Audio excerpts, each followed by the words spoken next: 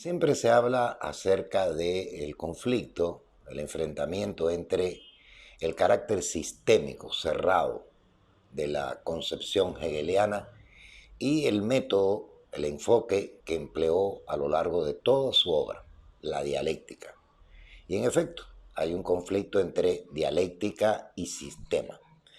La dialéctica hegeliana tiene, sin embargo, características muy peculiares que la distinguen de concepciones similares anteriores. En primer lugar, es simultáneamente una concepción de la realidad. Tiene un sentido ontológico, de ontología. Y es también al mismo tiempo un método de la ciencia, un método del conocimiento, una lógica. Y eso obedece a que sencillamente las categorías son para Hegel, a diferencia de Kant, a diferencia de Aristóteles, formas simultáneas del ser y del pensar, formas de la realidad, formas de el mundo como tal en sí mismo y formas del pensamiento. Esto se ajusta a su vez a la concepción kantiana de que lo que llamamos realidad no es otra cosa que la plasmación del propio pensamiento. Por lo tanto, hay una equivalencia entre pensamiento y realidad, y de ahí se deduce que las formas del pensar son igualmente las formas del ser.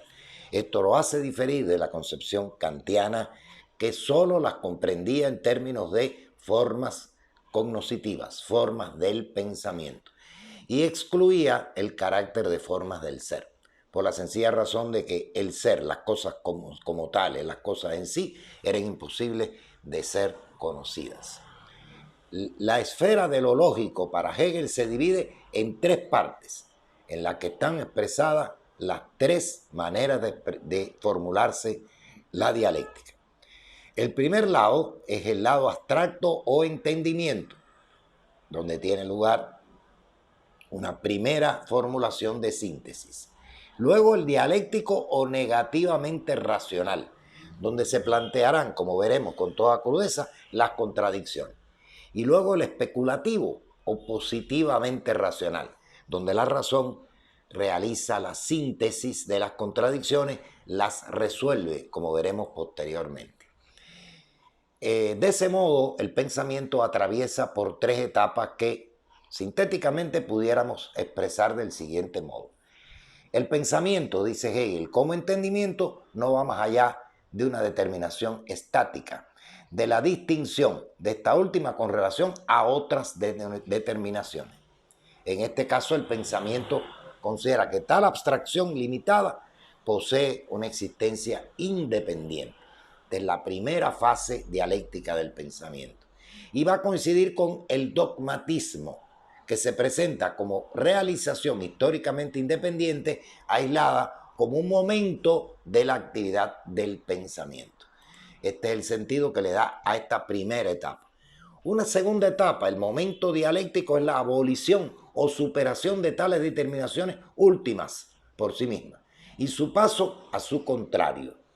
Esta idea, esta concepción, este segundo escalón es el que históricamente representa el escepticismo. Este estado cuando el pensamiento, sintiéndose confuso entre sistemas dogmáticos contrarios, igualmente lógicos, y que se provocan mutuamente, que se enfrentan mutuamente, no está en condiciones de elegir o preferir o uno u otro, justamente el momento del escepticismo, que es el que se deriva justamente de la dialéctica de tipo kantiano.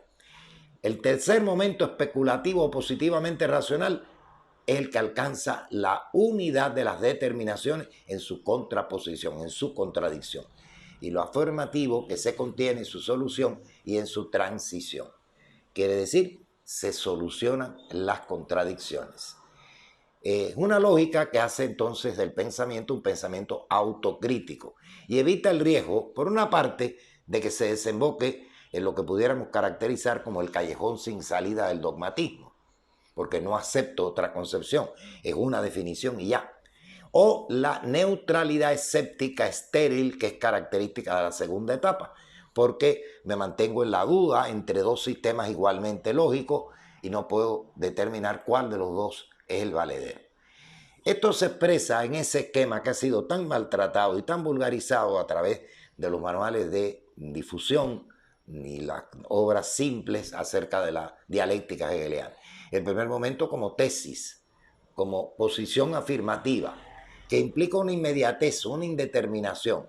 Y utilizando un poco la terminología kantiana, renovada por Hegel, es estar en sí de las cosas, la tesis o afirmación positiva.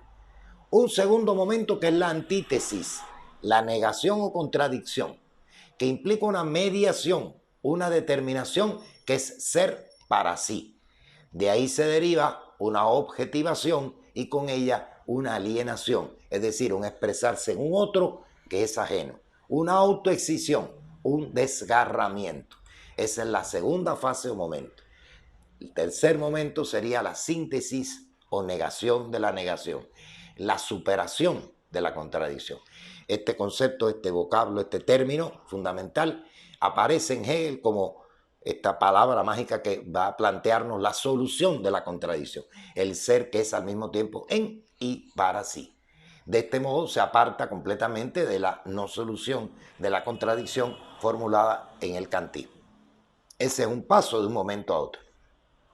Lo que está en sí sale de sí y se niega a sí mismo en lo otro. Se aliena, se escinde, se objetiviza. Y esa es la transición del conocimiento. El tercer momento es la superación de los dos momentos anteriores. Un conservar, un mantener, hacer, cesar, un poner en términos. Y sobre todo la traducción que más parece ser la adecuada para poder explicar este sentido de Hegel. Un superar, superar la contradicción, o sea, pasar de los momentos en lo adelante. La antítesis no es suprimida, es reconciliada, superada, llevada hacia adelante. Por eso el movimiento dialéctico se convierte en un círculo, o mejor aún, en una espiral, ya que la síntesis se convierte a continuación en una nueva tesis que deberá ser negada por una nueva antítesis. Y así se le da continuidad al movimiento dialéctico en otro nivel, en otro plano más adelante.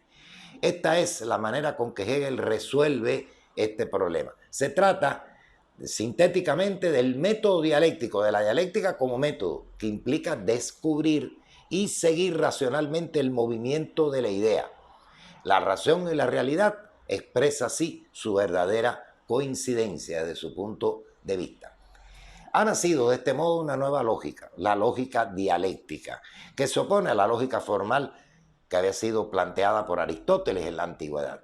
El principio de esa lógica, la lógica formal, es el principio de la identidad. El de la nueva lógica dialéctica es el de la contradicción.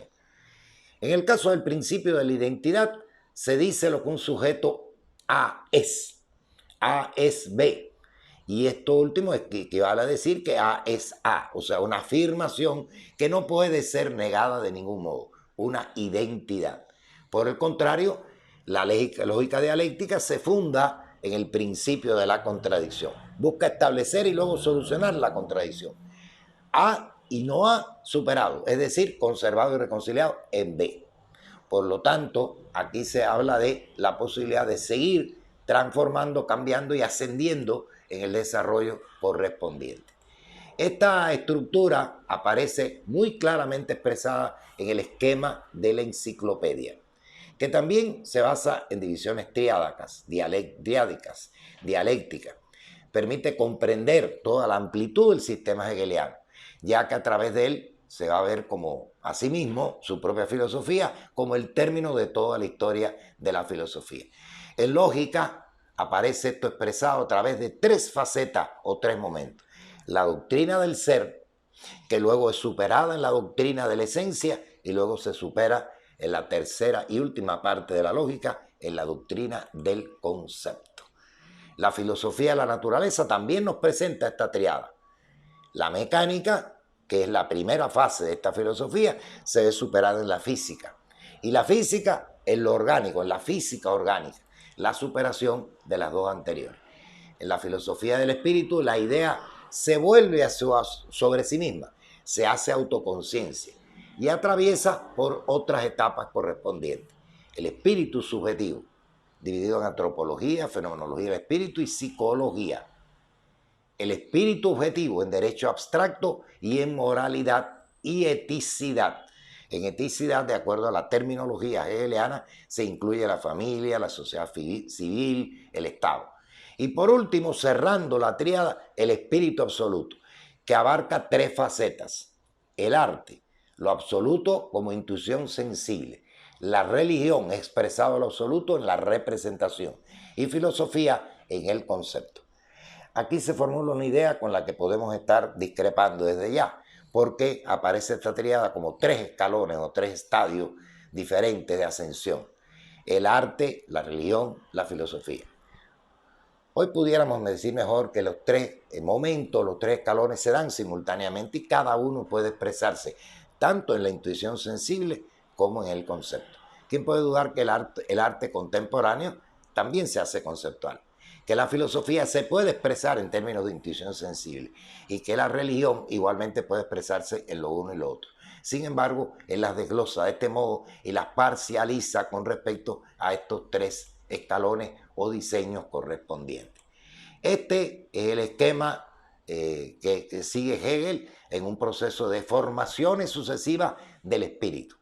Y vuelve a recalcar que el individuo singular tiene que recorrer, en cuanto a su contenido, la fase de formación del espíritu universal. En eso consiste la educación.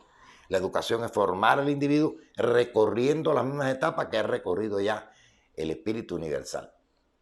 Figuras ya dominadas por el espíritu, etapas de un camino trillado, allanado por el espíritu universal y que el individuo va a recorrer de nuevo.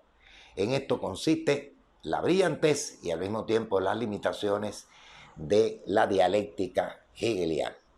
Una dialéctica que ha sido evidentemente maltratada, que algunos autores han simplificado a grado sumo y que llega a convertirse en un esquema ahí donde se ha pretendido la divulgación no solamente de la dialéctica de Hegel, sino de la dialéctica de su heredero, en particular de la dialéctica de Marx. Algunos manuales, algunos textos, efectivamente han encontrado en esta trilogía, en estos tres momentos, una especie de esquema de tres importantes leyes correspondientes y que se aplican a manera de modelo, de esquema, así a priori, a todos los aspectos de la realidad. Y así se habla de negación o de la negación de una manera extremadamente esquemática. La riqueza que tiene la concepción hegeliana puede desenvolverse en su propia obra. Por eso es que vamos a dedicar un último momento del desarrollo de este tema a un instante crucial en el tratamiento de la dialéctica del amo y del esclavo. En una traducción incorrecta, en realidad debe decir la dialéctica del siervo y del señor, donde Hegel desenvuelve una serie de ideas sumamente interesantes en este aspecto de la dialéctica para intentar retratar el curso de la historia, el desarrollo ascendente de la historia, a partir de estas dos figuras del señor y el siervo, y que se ha conocido, se ha legitimado bajo el nombre de dialéctica del amo y el esclavo. En otra próxima reunión con ustedes, pues vamos a analizar este tema sumamente interesante.